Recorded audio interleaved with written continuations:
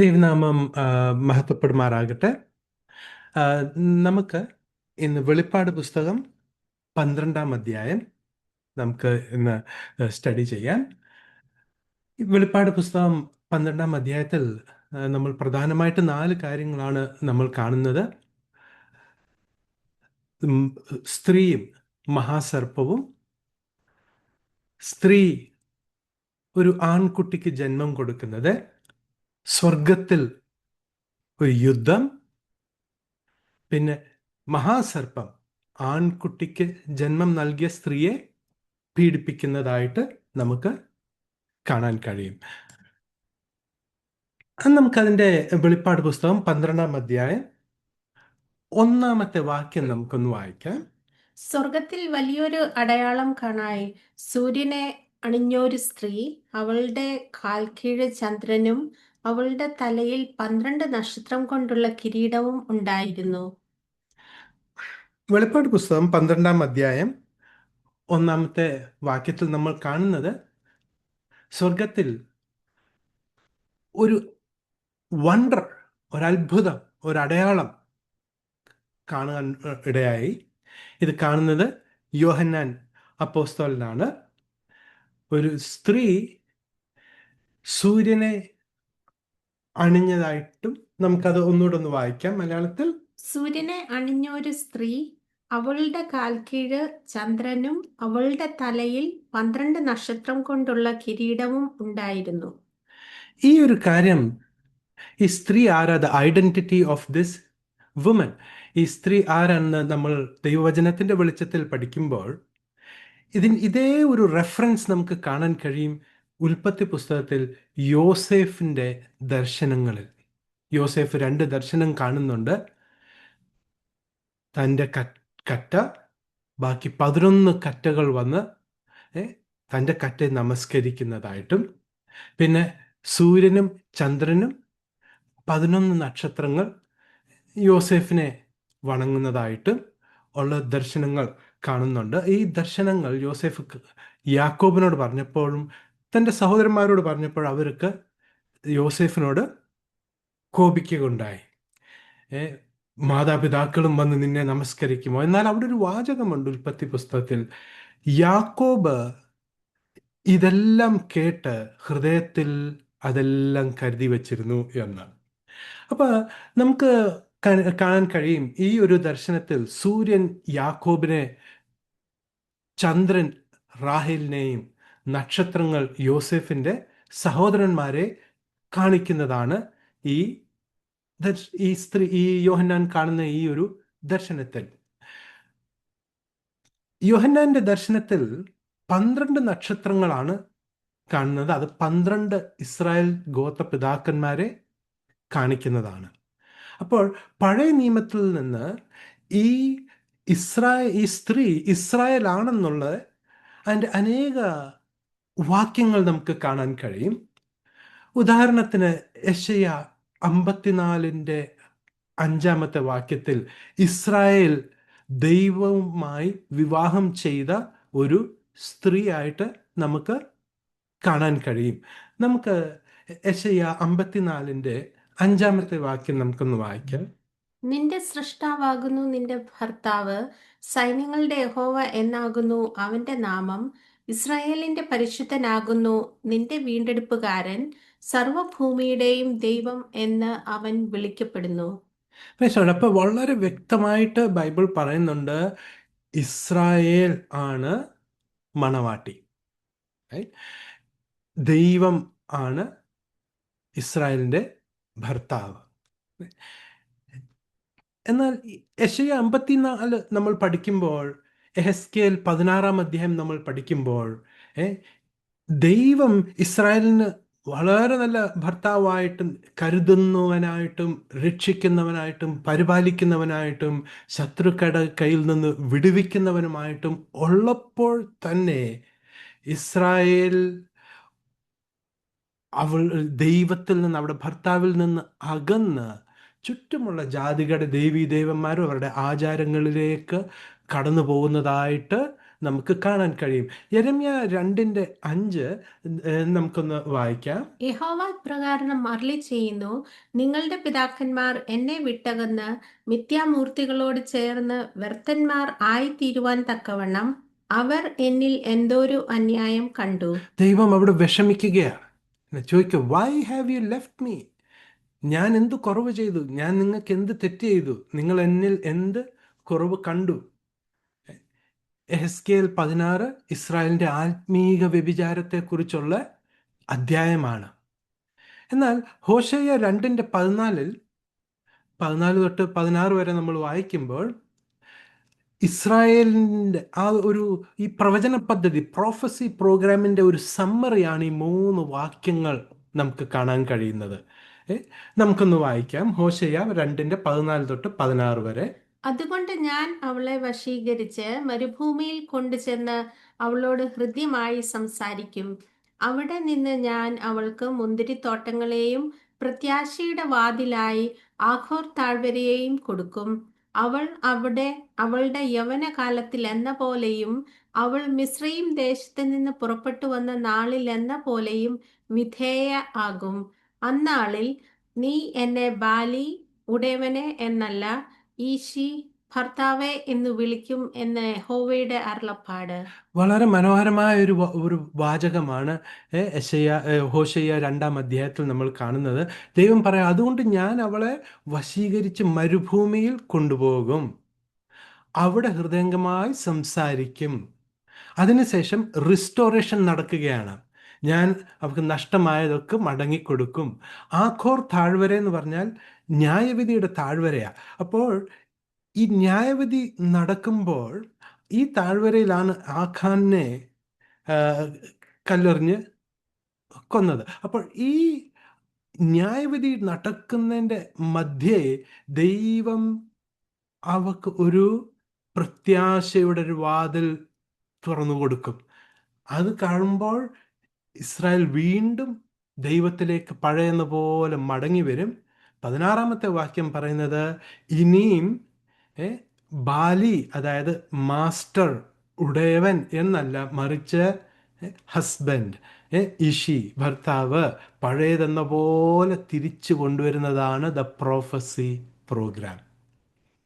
3 സ്റ്റെപ്പാണ് അവരുടെ റിസ്റ്റോറേഷൻ. 1, മരുഭൂമിയിലേക്ക് കൊണ്ടുപോകുക. 2, മടക്കി കൊടുക്കുക. ന്യായവിധിയുടെ പത്രോസ് അപ്പോസ്തലൻ പറഞ്ഞു, ന്യായവിധി ഇസ്രായേൽ ഗൃഹത്തിൽ ആരംഭിക്കണം. അപ്പോൾ അവിടെ ന്യായവിധിയുടെ മധ്യേ, അതാണ് ഈ ദാനിയേലിൻ്റെ 70-ാമത്തെ ആഴ്ച, പ്രവചനത്തിൻ്റെ 70-ാമത്തെ ആഴ്ച, അവസാനത്തെ ഉപദ്രവകാലം. അതിൻ്റെ മധ്യേ വിശ്വസിക്കുന്ന ഇസ്രായേൽ കൂട്ടത്തിന് ദൈവം പ്രത്യാശയുടെ വാതിൽ തുറന്ന് കൊടുക്കും. നമുക്ക് മനസ്സിലായി, ഇസ്രായേലാണ് ഈ സ്ത്രീ. നമുക്ക് മുൻപോട്ട് പോകാം. ഈ സ്ത്രീ വെളിപ്പാട് പുസ്തകം 12:2 കാണുന്നത് നമുക്കൊന്ന് വായിക്കാം. അവൾ ഗർഭിണിയായി നോവ് കിട്ടി വേദനപ്പെട്ട് നിലവിളിച്ചു. ഇപ്പം നോവ് കിട്ടിയ ഒരു സ്ത്രീയെ പോലെ ആണ് ഇസ്രായേൽ. യെശയ്യാ 66:7, യെരമ്യ 13:21, മീഖ 4:10 ഇതൊക്കെ വായിക്കുമ്പോൾ ഇസ്രായേൽ നോവ് കിട്ടിയ ഒരു സ്ത്രീയെ പോലെ നമുക്ക് കാണാൻ കഴിയും. നമുക്ക് യെശയ്യാ 66:7-8 നമുക്കൊന്ന് വായിച്ച് കേൾക്കാം. അത് വളരെ ഇമ്പോർട്ടൻ്റ് ആയ ഒരു വാക്യമാണ് ഇത്. നോവ് കിട്ടും മുമ്പേ അവൾ പ്രസവിച്ചു, വേദന വരും മുമ്പേ അവൾ ഒരു ആൺകുഞ്ഞിനെ പ്രസവിച്ചു. ഈ വക ആർ കേട്ടിട്ടുള്ളൂ? ഇങ്ങനെയുള്ളത് ആര് കണ്ടിട്ടുള്ളൂ? ഒരു ദേശം ഒരു ദിവസം കൊണ്ട് പിറക്കുമോ? ഒരു ജാതി ഒന്നായിട്ട് തന്നെ ജനിക്കുമോ? സിയോനോ നോവ് കിട്ടിയ ഉടൻ തന്നെ മക്കളെ പ്രസവിച്ചിരിക്കുന്നു. ഈ യെശയ്യാ 66:7-8 നമ്മൾ വളരെ ശ്രദ്ധയായിട്ട് കേൾക്കുമ്പോൾ നമുക്ക് മനസ്സിലാക്കാൻ കഴിയും, 2 ജനനമാണ് ഇവിടെ നടക്കുന്നത്, 2 ഡെലിവറിയാണ് ഇവിടെ നടക്കുന്നത്. 7-ാം അധ്യായത്തിലെ ഡെലിവറി നോവിന് മുമ്പ് അവിടെ ഏകവചനത്തിലാണ് എഴുതിയിരിക്കുന്നത്, ഒരു ആൺകുഞ്ഞ്, ഡെലിവേർഡ് എ മാൻ ചൈൽഡ്. അതെപ്പോഴാണ്? നോവ് കിട്ടുന്നതിന് മുമ്പ്. എട്ടാമത്തെ വാക്യം പറയുന്നത് നോവ് ആരംഭിച്ചപ്പോൾ, as soon as Zion travailed, നോവ് കിട്ടിയ ഉടൻ തന്നെ മക്കളെ പ്രസവിച്ചു. അത് ബഹുവചനത്തില, ചിൽഡ്രൻ. അപ്പൊ ഈ രണ്ട് കാര്യം നിങ്ങൾ മനസ്സിൽ വെക്കണം. ഈ വാക്യമാണ് വെളിപ്പാട് 12 മനസ്സിലാക്കുവാൻ നമുക്ക് വളരെ സഹായം ചെയ്യുന്നത്. ഈ നോവ് കിട്ടും മുമ്പ് ശിശുവിന് ജന്മം നൽകുക എന്നുള്ള കാര്യം എക്സോഡസ്, പുറപ്പാട് 1:19 നമുക്ക് കാണാൻ കഴിയും. ഈ ഫറവോൻ ഒരു കൽപ്പന പുറപ്പെടുവിച്ചായിരുന്നു, ഇസ്രായേൽ മക്കളുടെ ആൺ ശിശുക്കളാണെങ്കിൽ അവരെ കൊന്നുകളയണമെന്ന് ഈ സൂതകർമ്മിണികളോട് പറയുന്നുണ്ട്. അപ്പോൾ സൂതകർമ്മിണികൾ അങ്ങനെ ചെയ്തില്ല, കാരണം അവർ യഹോവയെ ഭയപ്പെട്ടു. അതുകൊണ്ട് ഈ ശിശുക്കളെ ജീവിക്കാൻ അവർ സമ്മതിച്ചു. അപ്പോൾ അവരൊരു കാര്യം പറയുന്നുണ്ട്. ഫറവോൻ ചോദിക്കുന്നു, ഇതെന്താ നിങ്ങൾ ചെയ്തത്? നിങ്ങൾ എന്ത് അവരെ കൊന്നില്ലല്ലോ, അവരെ ജീവിക്കാൻ എന്താ സമ്മതിച്ചതെന്ന് ചോദിക്കുമ്പോൾ ഈ സൂതികർമ്മിണികൾ ഒരു കാര്യം പറയുന്നുണ്ട്. അത് നമുക്കൊന്ന് വായിച്ചു കേൾക്കാം. പുറപ്പാട് 1:19. സൂതികർമ്മിണികൾ ഫറവോനോട്, എബ്രായ സ്ത്രീകൾ മിസ്രയീമ്യ സ്ത്രീകളെ പോലെയല്ല, അവർ നല്ല തിറമുള്ളവർ. സൂതികർമ്മിണികൾ അവരുടെ അടുക്കൽ എത്തും മുമ്പേ അവർ പ്രസവിച്ച് കഴിയും എന്ന് പറഞ്ഞു. ടൈമിന് മുന്നേ അവര് പ്രസവിച്ച് കഴിയും. ഇവർ നിഗമിച്ചിരിക്കുന്ന ആ സമയത്തിന് മുന്നേ അവർ പ്രസവിച്ച് കഴിയും. അപ്പം ആ ഒരു കാര്യം നമുക്ക് പുറപ്പാട് പുസ്തകത്തിൽ കാണാൻ കഴിയും. നമ്മൾ വെളിപ്പാട് പുസ്തകം 12:3 വാക്യത്തിലേക്ക് നമ്മൾ കടന്നു വരുമ്പോൾ, അനദർ വണ്ടർ ഇൻ ഹെവൻ, മറ്റൊരു അത്ഭുതം സ്വർഗത്തിൽ കാണുകയാണ്. നമുക്കതിനെക്കുറിച്ചൊന്ന് വായിക്കാം. 12:3. സ്വർഗത്തിൽ മറ്റൊരു അടയാളം കാണായി, 7 തലയും 10 കൊമ്പും തലയിൽ 7 രാജമുടിയുമായി തീ നിറമുള്ള ഒരു മഹാസർപ്പം. തീ നിറം എന്ന് മലയാളം ബൈബിളിൽ എഴുതുമ്പോൾ, ഇംഗ്ലീഷ് ബൈബിളിൽ എ ഗ്രേറ്റ് റെഡ് ഡ്രാഗൺ എന്നാണ് എഴുതിയിരിക്കുന്നത്. മറ്റൊരു അടയാളം, മറ്റൊരു അത്ഭുതം സ്വർഗത്തിൽ കാണുക ഇടയായി. അപ്പോൾ ഈ ഡ്രാഗനുമായിട്ട്, ഈ ചുമല നിറവുമായിട്ട് ഏശാവിനൊരു ബന്ധമുണ്ട്. ഈ ഉൽപ്പത്തി പുസ്തകം 25-25 വാക്യവും അതിൻ്റെ 30 വാക്യം വായിക്കുമ്പോൾ നമുക്കൊന്ന് വായിച്ചു കേൾക്കാം മലയാളത്തിൽ. ഒന്നാമത്തവൻ ചുമന്നവനായി പുറത്തു വന്നു, മേൽ മുഴുവനും രോമം കൊണ്ടുള്ള വസ്ത്രം പോലെ ഇരുന്നു. അവന് ഏശാവ് എന്ന് പേരിട്ടു. ഏശാവ് യാക്കോബിനോട്, ആ ചുവന്ന പായസം കുറെ എനിക്ക് തരണം, ഞാൻ നന്നാ ക്ഷീണിച്ചിരിക്കുന്നു എന്ന് പറഞ്ഞു. അതുകൊണ്ട് അവന് ഏദോം, ചുവന്നവൻ എന്ന് പേരായി.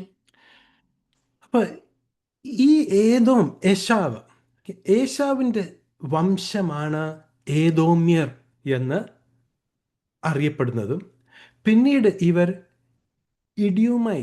ഇദൂമ്യർ എന്ന പേരിൽ അറിയപ്പെടാൻ ഇടയായി.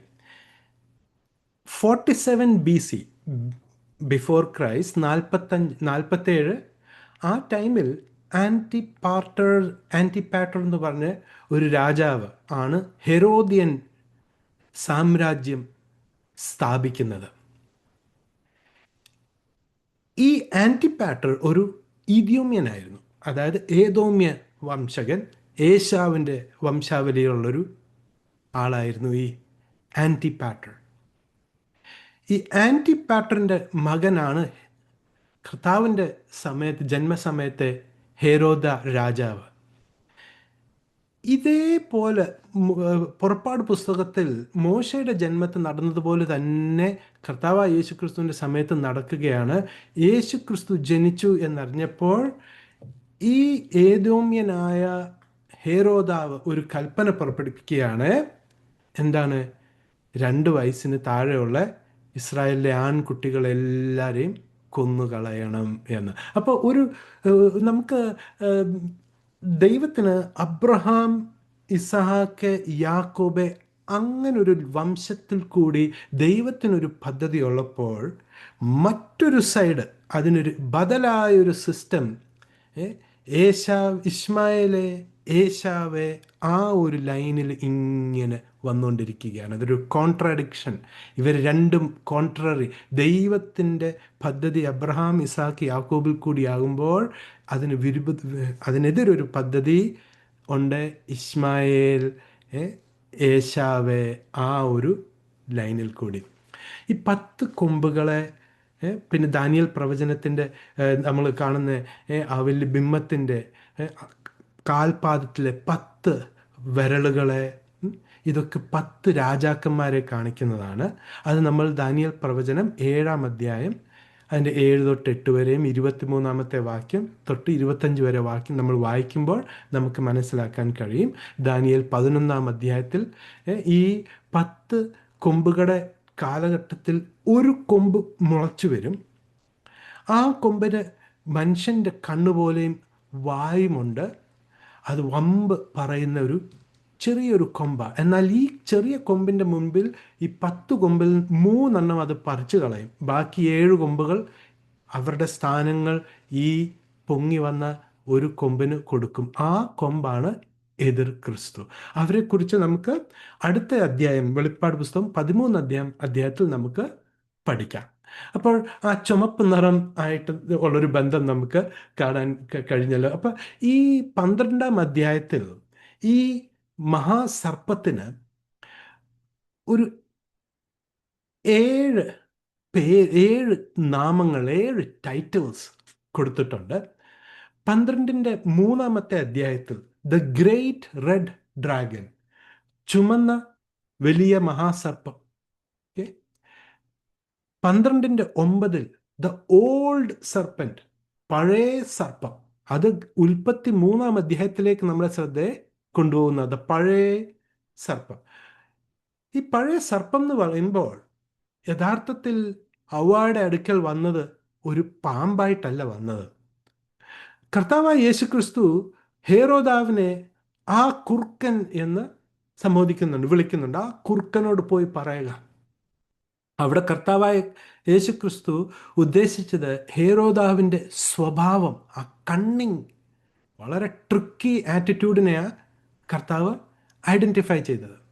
ഇവിടെ പഴയ സർപ്പം എന്നും പറയുമ്പോൾ സർപ്പത്തിൻ്റെ സ്വഭാവത്തെയാണ് അവിടെ ഊന്നൽ കൊടുത്തിരിക്കുന്നത്. ലൂസിഫർ വന്ന് ഹവ്വയോട് സംസാരിക്കുമ്പോൾ പറയുന്നത് എന്തുവാ? ഇത് ഈ വൃക്ഷത്തിൻ്റെ ഫലം കഴിച്ചാൽ നിങ്ങൾ ദേവന്മാരെ പോലെ ആകും. കിങ് ജെയിംസിലാണ് you shall be like gods, small letter G with പ്ലൂറലാണ് പറയുന്നത്. ഞങ്ങളെപ്പോലെ ആകും എന്നാണ് പറഞ്ഞത്. നന്മയും തിന്മയും അറിയാമെന്ന് ഞങ്ങളെപ്പോലെ ആകും എന്നാണ് പറഞ്ഞത്. അപ്പോൾ അവിടെ പാമ്പായിട്ടല്ല വന്നത്. ഓക്കെ, വളരെ അട്രാക്റ്റീവ്, വളരെ പയസ് ആയ ഒരു തിരുവചനത്തിൽ പറഞ്ഞ പോലെ വെളിച്ച ദൂതം പോലെ ആണ് വന്നത്. ഓക്കെ, 12-ന്റെ 9-ാം വാക്യത്തിൽ ദ ഡെവിൾ, അല്ലേ, പരദൂഷണം പറയുന്ന സാത്താൻ എന്നുള്ള പദം കൊടുത്തിട്ടുണ്ട്.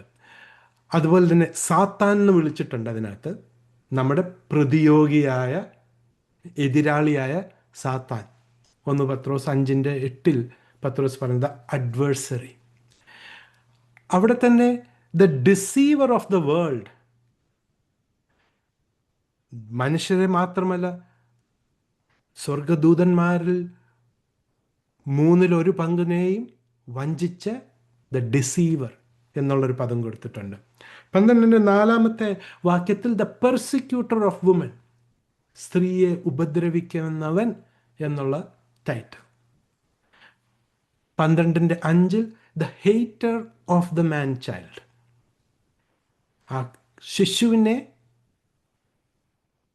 വളരെ ശിശുവിനോട് വിദ്വേഷമുള്ള, ക്രിസ്തുവിനോടും 144,000 പേരോടും ഇസ്രായേലിനോടും വിദ്വേഷം ഉള്ളവൻ എന്നുള്ള ഇങ്ങനത്തെ ടൈറ്റിൽ നമുക്ക് വെളിപ്പാട് 12-ാം അധ്യായത്തിൽ നമുക്ക് കാണാൻ കഴിയും.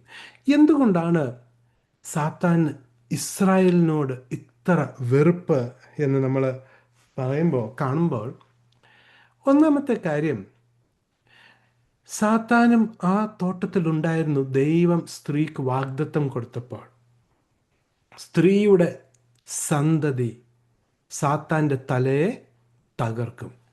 The seed of the woman who will crush the head of Satan. അപ്പോൾ സാത്താൻ മനസ്സിലായി, ഇതാ പ്രവചന പദ്ധതി. ആദ്യമേ ലോകാരംഭം മുതലേ വ്യക്തമാക്കിയ കാര്യങ്ങൾ. ഇപ്പൊ സാത്താൻ അറിയാമായിരുന്നു ദൈവത്തിന് സ്ത്രീയുടെ സന്തതിയിൽ കൂടി ഒരു പദ്ധതി ഉണ്ട് എന്ന്. പിന്നെ സ്ത്രീയുടെ സന്തതികളെ നശിപ്പിക്കാനാണ് അവൻ്റെ എല്ലാ പദ്ധതി. നോഹയുടെ കാലം ആയപ്പോഴത്തേന് വെറും 8 പേരൊഴിച്ച് ബാക്കി എല്ലാവരും കറപ്റ്റായിപ്പോയി അല്ലേ. അടുത്തത് സാത്താന് മനസ്സിലായി ദൈവം അബ്രഹാമിനെ വിളിച്ച് വേർതിരിച്ചു.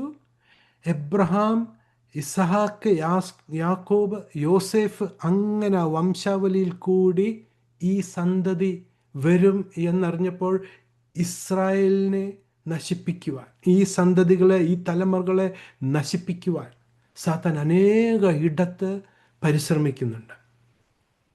എന്നാൽ ദൈവം അത്ഭുതകരമായി ഇവരെ വിടുവിച്ച് കൊണ്ടുവരുന്നു. ദ പ്രോമിസ്ഡ് മസിഹ, ഒരു യഹൂദനായി ലോകരക്ഷിതാവ് വരും എന്നറിഞ്ഞപ്പോൾ ഇസ്രായേലിനെതിരെ ആ കോപം. ഇസ്രായേലാണ് ദൈവത്തിൻ്റെ തിരഞ്ഞെടുക്കപ്പെട്ട വിശിഷ്ട ശ്രേഷ്ഠ പൗരോഹിത്യ വർഗമാണ്. അവരന്യ ജാതികളെ ഇടകലരാൻ പാടില്ല എന്ന് അവന് മനസ്സിലായപ്പോൾ അവരെ നശിപ്പിക്കാനുള്ള പൂർണ്ണ തീരുമാനമെടുത്തിരിക്കുക. റോമൻ 3:2 പൗലോസ് പറയുക, യഹൂദർക്കല്ലോ ദൈവത്തിൻ്റെ അരുളപ്പാടുകൾ ലഭിച്ചത്, ദൈവത്തിൻ്റെ ഒറക്കിൾസ്, ദൈവത്തിൻ്റെ പദ്ധതികൾ, രക്ഷാ പദ്ധതികൾ, പ്രവചനങ്ങൾ, വാഗ്ദത്തങ്ങൾ എല്ലാം ആർക്കാണ് ദൈവം കൊടുത്തത്? യഹൂദർക്കാണ്. അവരിൽ നിന്നാണ് നമുക്ക് വേദപുസ്തകങ്ങളെല്ലാം ലഭിച്ചത് അല്ലേ. അടുത്തത്, സാത്താൻ മനസ്സിലായി ദൈവം ഇസ്രായേലിനെ ഉപയോഗിച്ച് ഈ ഭൂമണ്ഡലങ്ങളെ ശുദ്ധീകരിക്കും, വീണ്ടെടുക്കും എന്ന് സാത്താൻ മനസ്സിലായപ്പോൾ സാത്താൻ്റെ പൂർണ്ണ എഫേർട്ട് ദാനിയേൽ പ്രവചനത്തിൻ്റെ 70-ാമത്തെ ആഴ്ച അവസാനിക്കും മുമ്പ് ഇസ്രായേലിനെ ഈ ഭൂമിയിൽ നിന്ന് തുടച്ചു നീക്കിയാൽ ദൈവത്തിൻ്റെ രാജ്യത്തിൻ്റെ പദ്ധതി എന്താകും? അത് കുഴപ്പത്തിലായിപ്പോകും. മനസ്സിലാകുന്നുണ്ട്? അഥവാ ഇസ്രായേലിനെ എല്ലാ യഹൂദരെയും തീർത്തു കളഞ്ഞാൽ പിന്നെ ദൈവം എങ്ങനെ ദൈവത്തിൻ്റെ രാജ്യം പിന്നീട് സ്ഥാപിക്കും? അവരിൽ കൂടിയില്ലേ രാജ്യത്തിൻ്റെ പദ്ധതി നിറവേറേണ്ടേ? അത് തടയാൻ വേണ്ടി ഉള്ള ശ്രമമാണ്. അപ്പോൾ ഈ ചില കാര്യങ്ങളാലാണ് ഈ ഡ്രാഗൻ, ഈ മഹാസർപ്പം, സാത്താൻ, വഞ്ചകൻ ഇസ്രായേലിനെ നശിപ്പിക്കുവാൻ പല ടൈമിൽ പല രീതിയിൽ വ്യക്തികളെ, സാമ്രാജ്യങ്ങളെ ഉപയോഗിച്ച് സാത്താൻ്റെ ശ്രമം. എന്നാൽ ഇതിൻ്റെ മധ്യയെല്ലാം പ്രവചന പദ്ധതി കാണിക്കുന്നത് എന്തുവാണ്? ദൈവത്തിൻ്റെ ശക്തിയെയാണ് കാണിക്കുന്നത്.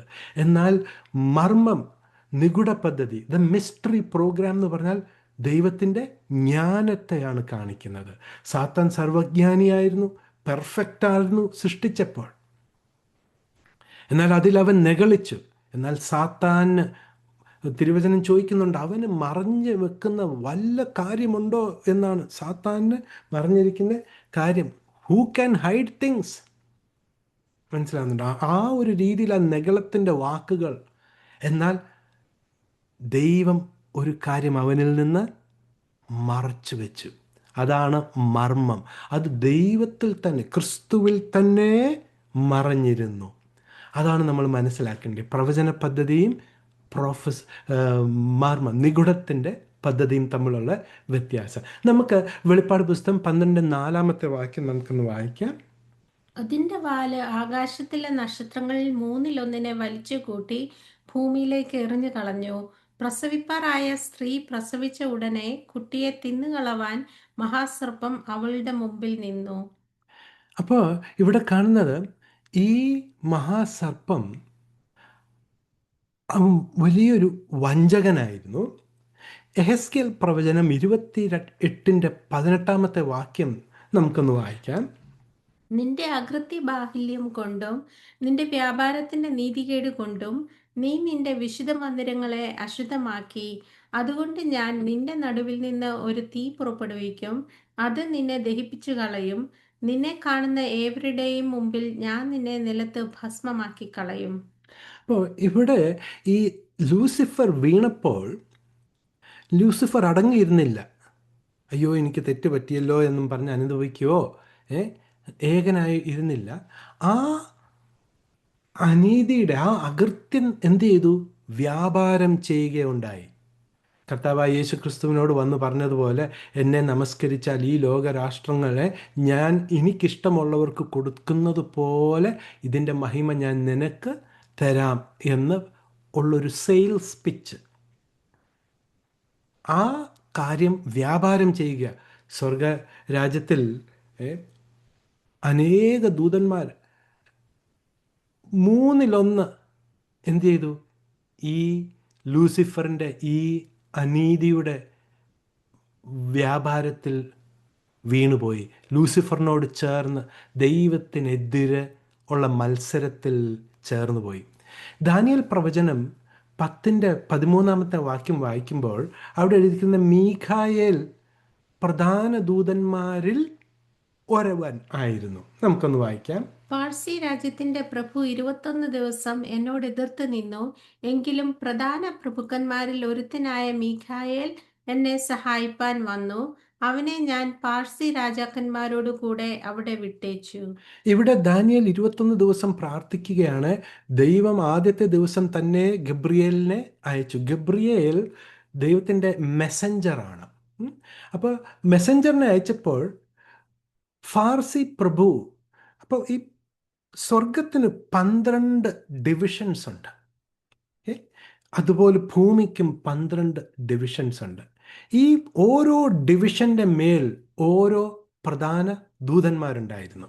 ഓക്കെ, അപ്പോൾ ഇവിടെ നമ്മൾ കാണുന്നത് മീഖായേൽ മറ്റ് പ്രധാന ദൂതന്മാരിൽ ഒരുവനായിരുന്നു. അപ്പോൾ ഈ ലൂസിഫർ എന്ത് ചെയ്തു? പ്രധാന ദൂതന്മാർ, വളരെ ഇമ്പോർട്ടൻ്റ് ആയ പൊസിഷൻ ഹോൾഡ് ചെയ്യുന്ന ദൂതന്മാരുടെ അരികിൽ ചെന്ന് അവരെ അവൻ്റെ വശത്തേക്കാക്കാൻ ശ്രമിച്ചു.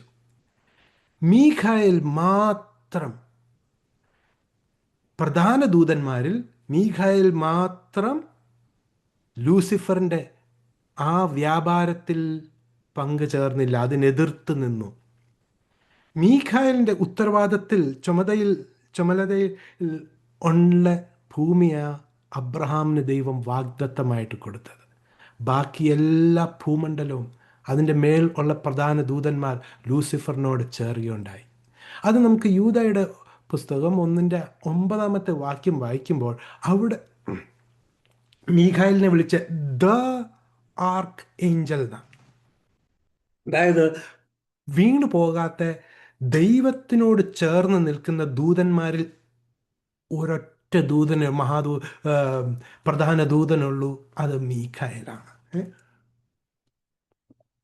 അപ്പോൾ നമുക്ക് മനസ്സിലാക്കാൻ കഴിയും, 1/3 ദൂതന്മാരെന്ന് പറയുമ്പോൾ പ്രധാന ദൂതന്മാരിൽ 12-ൽ 11 പേരും ലൂസിഫറിനോട് ചേർന്നു. മറ്റ് ദൂതന്മാർ മറ്റ് പല പൊസിഷനുകളിൽ ഉള്ള ദൂതന്മാർ. ഈ പൊസിഷൻസിനെയാണ് എഫേസർക്കെഴുതിയ ലേഖനത്തിൽ പൗലോസ് എടുത്ത് പറയുന്നത്. നമുക്ക് മത്സരം, നമ്മുടെ യുദ്ധം, നമ്മുടെ പോര് ജഡരക്തത്തോടല്ല, ആത്മീക മണ്ഡലത്തിലെ ദുഷ്ടാത്മ സേനകളോടാണെന്ന് പറഞ്ഞിട്ട് അവരുടെ ഓരോ പൊസിഷൻസ്, അവരുടെ സ്ഥാനങ്ങൾ എടുത്ത് പറയുകയാണ് ചെയ്യുന്നത്. 1/3 എന്ന് പറഞ്ഞാൽ 33%. അപ്പോൾ 100 കോടി ഉണ്ടെങ്കിൽ എത്ര ദൂതന്മാർ വീണുപോയി? 33 കോടി. അത് നമ്മൾ മനസ്സിൽ വെക്കുക. അപ്പോൾ അവൻ്റെ വാലുകൊണ്ട് 1/3 നക്ഷത്രങ്ങൾ ദൂതന്മാരെ വീഴ്ത്തിക്കളയുകയുണ്ടായി. നമുക്ക് മുൻപോട്ട് പോകാം. The identity of the man child. ഈ തിരുവചനം നമ്മൾ പഠിക്കുമ്പോൾ ഈ ആൺ ശിശു ആരാണ് എന്ന് നമുക്കൊന്ന് നോക്കാം. വെളിപ്പാട് പുസ്തകം 12, 4, 5 നമുക്ക് വായിക്കാം. അതിന്റെ വാല് ആകാശത്തിലെ നക്ഷത്രങ്ങളിൽ മൂന്നിലൊന്നിനെ വലിച്ചുകൂട്ടി ഭൂമിയിലേക്ക് എറിഞ്ഞു കളഞ്ഞു. പ്രസവിപ്പാറായ സ്ത്രീ പ്രസവിച്ച ഉടനെ കുട്ടിയെ തിന്നുകളവാൻ മഹാസർപ്പം അവളുടെ മുമ്പിൽ നിന്നു. ഇപ്പൊ ഈ മഹാസർപ്പം കാത്തു നിൽക്കുകയാണ്. ഈ ശിശു ജനിച്ചാൽ ഉടനെ എന്ത് ചെയ്യണം? അവനെ നശിപ്പിക്കണം. കാരണം എന്തുവാ?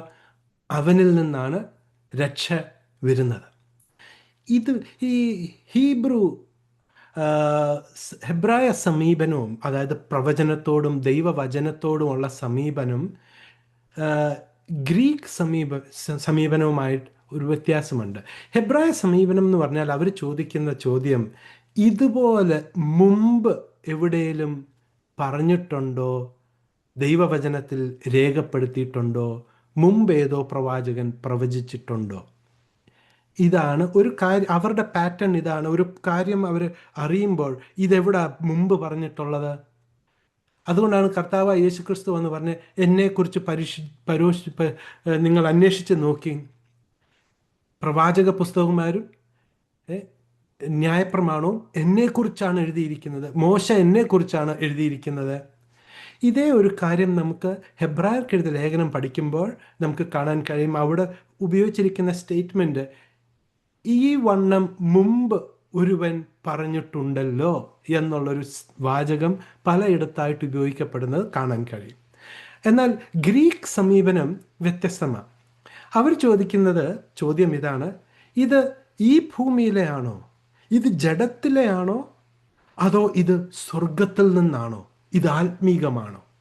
ഗ്രീക്ക് ചിന്തയിൽ ജഡം ഒരു ഈവിൽ, തെറ്റായ മോശമായ ഒരു കാര്യമാണ്. ഈ ഭൂമിയിലുള്ളത്, ഈ ജഡത്തിലുള്ളത് ഒക്കെ ഒരു ഈവിൽ കാര്യമാണ്. എന്നാൽ സ്വർഗീയമായതും ആത്മീകമായതും ഒക്കെ ദൈവികമാണ്.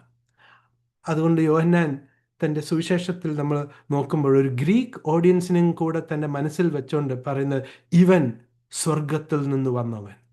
യേശുവിനെ കുറിച്ച് പറയുന്നത്, ഇവൻ പിതാവിൻ്റെ അരികിൽ നിന്ന് വന്നവൻ. ആ ഒരു കാഴ്ചപ്പാട്. അപ്പം നോക്കണേ, ഈ ഒരു പ്രവചന പദ്ധതി ഈ വെളിപ്പാട് പുസ്തകം 12-ാം അധ്യായം കാണുമ്പോൾ യഹൂദർ ചിന്തിക്കുന്നത്, ഇത് മുമ്പ് നടന്നിട്ടുണ്ടോ, ഇതുപോലെ എന്തെങ്കിലും സംഭവം, അതോ ഇതിനോട് താരതമ്യപ്പെടുത്താൻ പറ്റുന്ന കാര്യങ്ങൾ മുമ്പ് എവിടെയെങ്കിലും നടന്നിട്ടുണ്ടോ എന്നാണ് അവരുടെ ചോദ്യം. അപ്പം നമ്മൾ നോക്കുമ്പോൾ പുറപ്പാട് പുസ്തകം 2-ാം അധ്യായം 1-ഉം 2-ഉം നമ്മൾ വായിക്കുമ്പോൾ മോശയുടെ ജന്മത്തെ സംബന്ധിച്ച് ഇതുപോലൊരു സംഭവം നടക്കുകയാണ്. നമ്മൾ മുമ്പ് കേട്ടതുപോലെ ഫറവോൻ കൽപ്പന കൊടുക്കുകയാണ്, ഇവരെണ്ണത്തിൽ പെരുകിയിരിക്കുന്നു, ഇനിയും യഹൂദരുടെ ആൺകുട്ടികൾ ജനിക്കുമ്പോൾ ആൺകുട്ടികളെ എന്ത് ചെയ്യുക, നീൽ നദിയിൽ ഇട്ട് കൊന്നുകളയുക എന്നുള്ള കൽപ്പന പുറപ്പെടുവിക്കുക. എന്തുകൊണ്ടാണ്? അവർക്കറിയാം ഏതോ ഒരു രക്ഷകൻ വരുന്നു, എന്തോ ഒരു സംഭവം നടക്കുന്നു.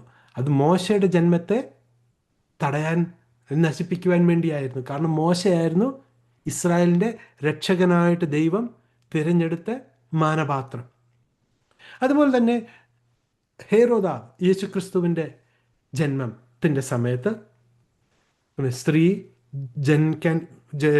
പ്രസവിക്കുമ്പോൾ തന്നെ ശിശുവിനെ നശിപ്പിച്ചു കളയുവാൻ വേണ്ടി ഈ മഹാസർപ്പം കാത്തു നിൽക്കുകയാണ്. ഹേരോദാവും അതുപോലൊരു കൽപ്പന പുറപ്പെടുവിക്കുകയാണ്. അതുപോലാണ് ഈ വെളിപ്പാട് പുസ്തകം 12-ാം അധ്യായം നമ്മൾ അതിൻ്റെ കോണ്ടെക്സ്റ്റിൽ വായിക്കുമ്പോൾ ഈ ശിശു, ദ മാൻ ചൈൽഡ് എന്ന് പറയുന്നത് 144,000 സാക്ഷികളെയാണ് കാണിക്കുന്നത്. കാരണം ഈ 144,000 സാക്ഷികളുടെ ശുശ്രൂഷ മഹോപദ്രവകാലം ആരംഭിക്കുന്ന ആ സമയം മുതൽ അതിൻ്റെ മധ്യഭാഗത്തെ വരെയാണ് അവരുടെ ശുശ്രൂഷ. മധ്യഭാഗമാകുമ്പോൾ വെളിപ്പാട് പുസ്തകം 14-ാം അധ്യായത്തിൽ നാം കാണുന്നത് ഈ 144,000 യഹൂദ പുരുഷന്മാർ അവർ കുഞ്ഞാടിനോടൊപ്പം സ്വർഗീയ സിയോനിൽ നിൽക്കുന്നതാണ്. നമുക്ക് വീണ്ടും ആ വാക്യത്തിലേക്ക് കടന്നു വരാം. മെശയ്യ 66:7-8 നമുക്കൊന്ന് വായിക്കാം. നോവ് കിട്ടും മുമ്പേ അവൾ പ്രസവിച്ചു, വേദന വരും മുമ്പേ അവൾ ഒരു ആൺകുഞ്ഞിനെ പ്രസവിച്ചു. ഈ വക ആര് കേട്ടിട്ടുള്ളൂ? ഇങ്ങനെയുള്ളത് ആര് കണ്ടിട്ടുള്ളൂ? ഒരു ദേശം ഒരു ദിവസം കൊണ്ട് പിറക്കുമോ? ഒരു ജാതി ഒന്നായിട്ട് തന്നെ ജനിക്കുമോ? സിയോനോ നോവ് കിട്ടിയ ഉടൻ തന്നെ മക്കളെ പ്രസവിച്ചിരിക്കുന്നു. വളരെ ഇമ്പോർട്ടൻ്റ് ആയ കാര്യമാണ്. ബൈബിൾ പ്രോഫസി തിരുവചനത്തെക്കുറിച്ച് ഇരുവായ്ത്തലയുള്ള വാളെന്ന് പറയുന്ന പോലെ മൾട്ടിപ്പിൾ ഫുൾഫിൽമെൻ്റ് ഉണ്ട്. അപ്പോൾ ഈ 7-ാമത്തെ വാക്യത്തിൽ പറയുന്നത് എന്താ? നോവിന് മുമ്പ് ഏകവചനത്തിൽ എ മാൻ ചൈൽഡ്, ഒരു ആൺകുഞ്ഞിനെ പ്രസവിച്ചു. അതാരാ ഈ നോവിന് മുമ്പ്? അത് ക്രിസ്തു. ഏകവചനത്തിൽ ക്രിസ്തു. നോവ് കിട്ടി തുടങ്ങിയപ്പോൾ അതാ 70-ാമത്തെ ആഴ്ചയാണ്. ദാനിയേലിൻ്റെ 70-ാമത്തെ ആഴ്ചയാണ് യാക്കോബിൻ്റെ കഷ്ടകാലം. അവിടെ എങ്ങനെയാണ് ഈ സ്ത്രീ ജനിപ്പിക്കുന്നത്? ഹെർ ചിൽഡ്രൻ, മക്കളെ, ബഹുവചനത്തിൽ ആണ് പറയുന്നത്, ഇല്ലേ?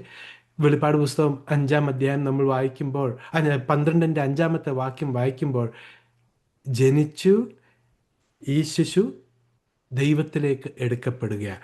ജനിച്ച ഉടനെ അല്ല, ഇവർ ആ നോവ് കിട്ടിയ ഉടനെ, അതായത് ഉപദ്രവത്തിൻ്റെ ആരംഭഘട്ടം മുതൽ മധ്യഭാഗം വരെയാണ് ഇവരുടെ ശുശ്രൂഷയുടെ സമയം.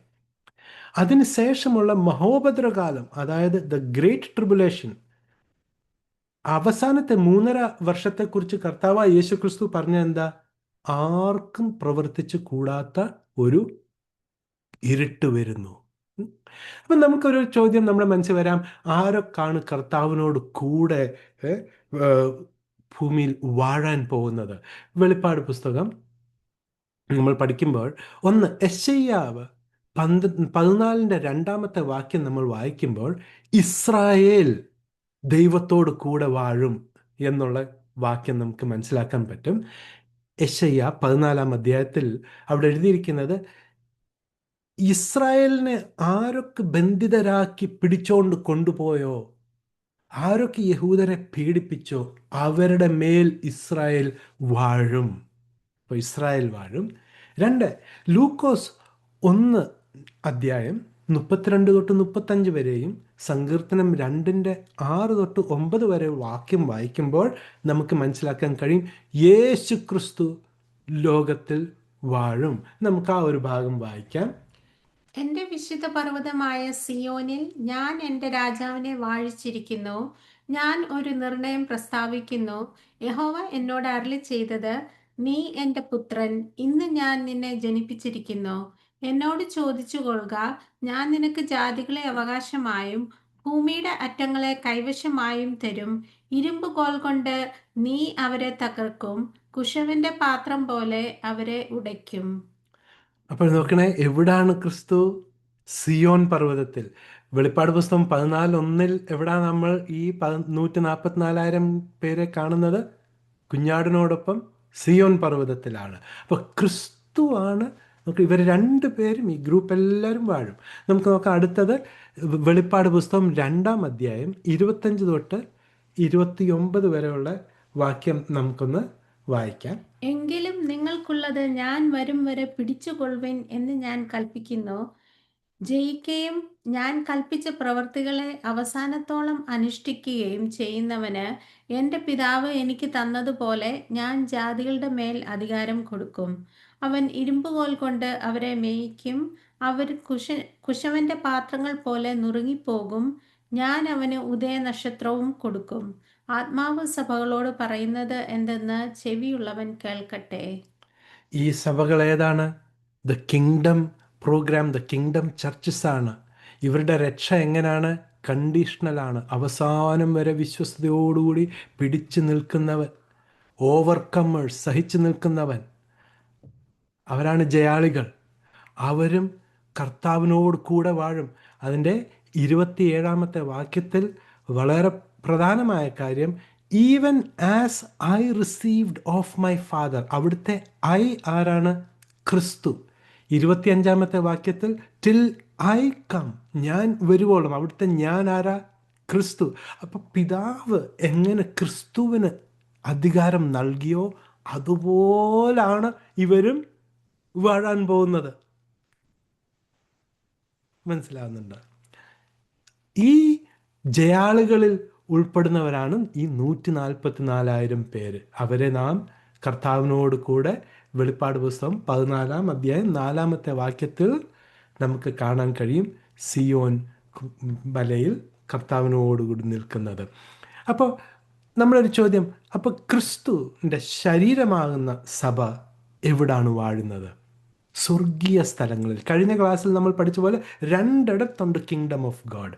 ഒന്ന് സ്വർഗമണ്ഡലങ്ങളും, രണ്ട് ഭൂമണ്ഡലങ്ങളും. ഭൂമണ്ഡലങ്ങൾ ഇസ്രായേലും ക്രിസ്തുവും വാഴുന്നു, 144,000 പേർ വാഴുന്നു, ജയാളികൾ വാഴുന്നു. സ്വർഗമണ്ഡലങ്ങൾ ക്രിസ്തുവിനോട് കൂടെ ദ ബോഡി ഓഫ് ക്രൈസ്റ്റ് അംഗങ്ങളും വാഴുന്നു. അടുത്തത് വെളിപ്പാട് പുസ്തകം 12-6-ാമത്തെ വാക്യത്തിൽ നമ്മൾ കാണുന്നത് woman fled into the wilderness. ദൈവം, ഈ ശിശു ദൈവത്തിൻ്റെ സിംഹാസനത്തിലേക്ക് എടുക്കപ്പെടുകയാണ് ചെയ്യുന്നത്.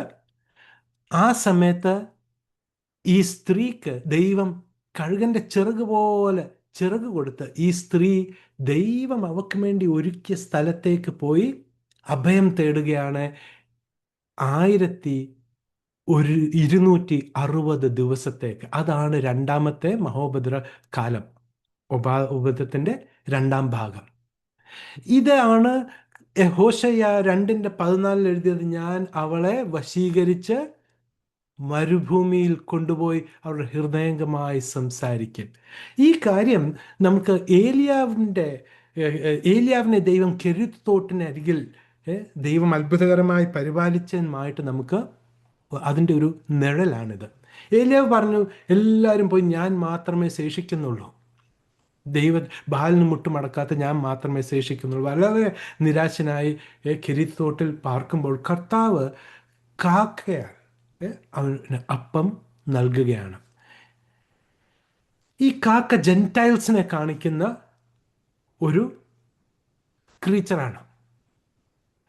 ഈ മഹോപദ്രവ കാലത്ത് ഈ ചിതറിപ്പാർക്കുന്ന യഹൂദർക്ക് അന്യജാതികളാണ് അവർക്ക് സഹായമായി വരുന്നത്. കർത്താവ് പറയുക, മുട്ടുവീൻ എന്നാൽ നിങ്ങൾക്ക് തുറക്കപ്പെടും, യാചിപ്പീൻ എന്നാൽ ലഭിക്കും, അന്വേഷിപ്പീൻ എന്നാൽ കണ്ടെത്തും.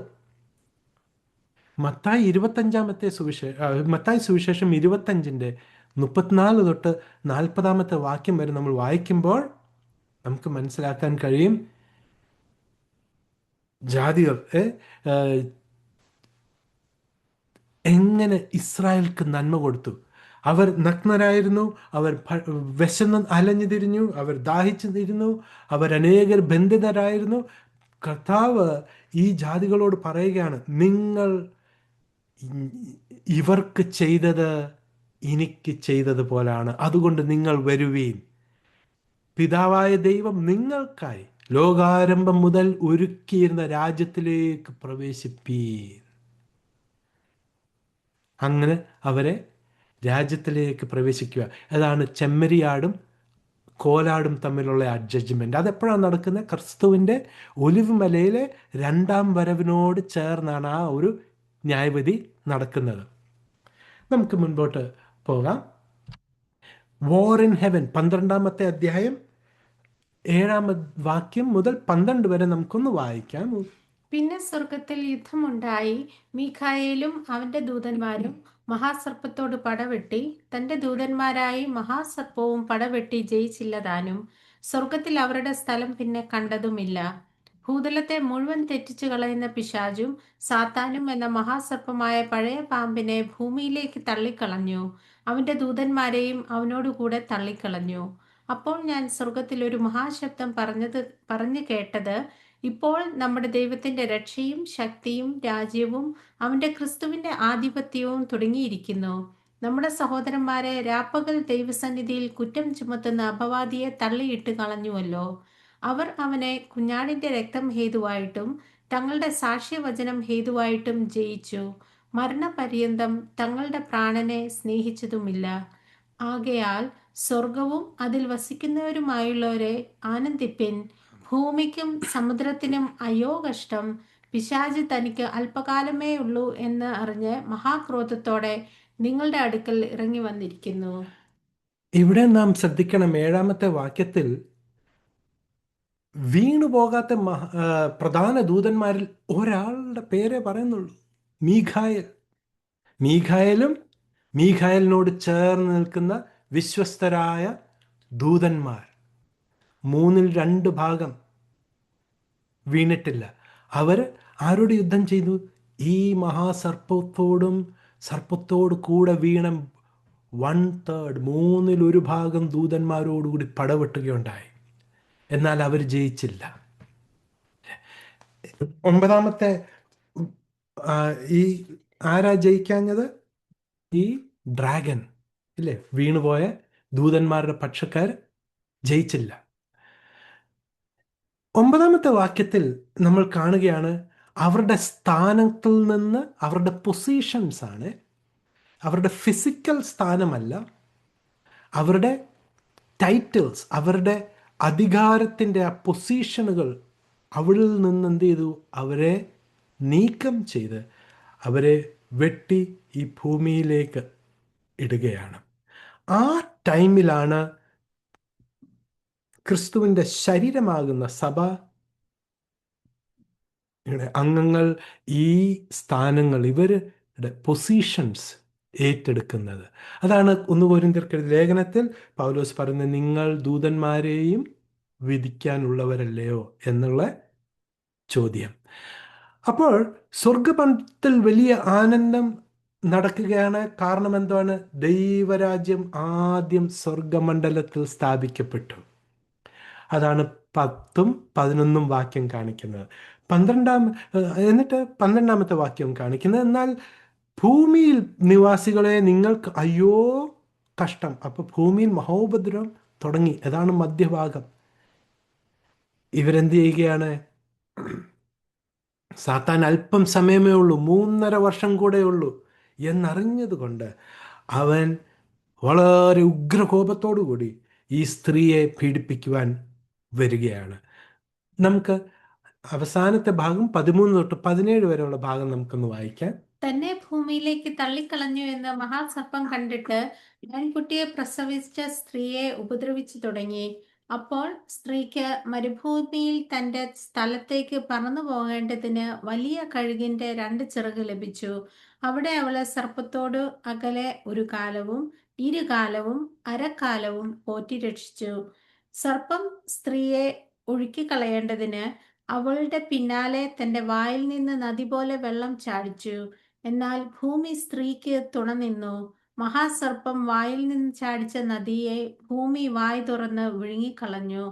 മഹാസർപ്പം സ്ത്രീയോട് കോപിച്ചു. ദൈവകൽപ്പന പ്രമാണിക്കുന്നവരും യേശുവിന്റെ സാക്ഷ്യമുള്ളവരുമായി അവളുടെ സന്തതിയിൽ ശേഷിപ്പുള്ളവരോട് യുദ്ധം ചെയ്യുവാൻ പുറപ്പെട്ടു. അവൻ കടൽപ്പുറത്തെ മണലിന്മേൽ നിന്നു.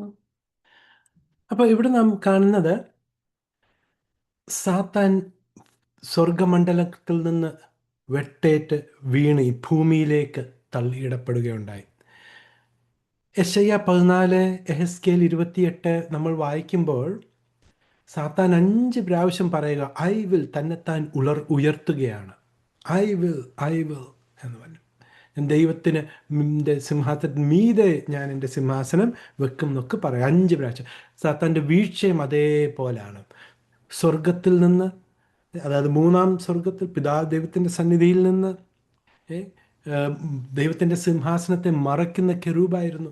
എന്നാൽ അവിടെ നിന്ന് 2-ാം സ്വർഗത്തിലേക്കും, 2-ാം സ്വർഗത്തിൽ നിന്ന് ഭൂമിയിലേക്കും, ഭൂമിയിൽ നിന്ന് അഗാധകൂപത്തിലേക്കും, ഒടുവിൽ അഗാധകൂപത്തിൽ നിന്ന് ലേക്ക് ഓഫ് ഫയർ അതിലേക്കും ഇടുന്നതായ, അപ്പം ആ ഒരു വീഴ്ചയുടെ ഒരു ഇതാ. അപ്പം ഇവിടെ വീണു എന്നറിഞ്ഞു, അവൻ്റെ സ്ഥാനം നശിച്ചു.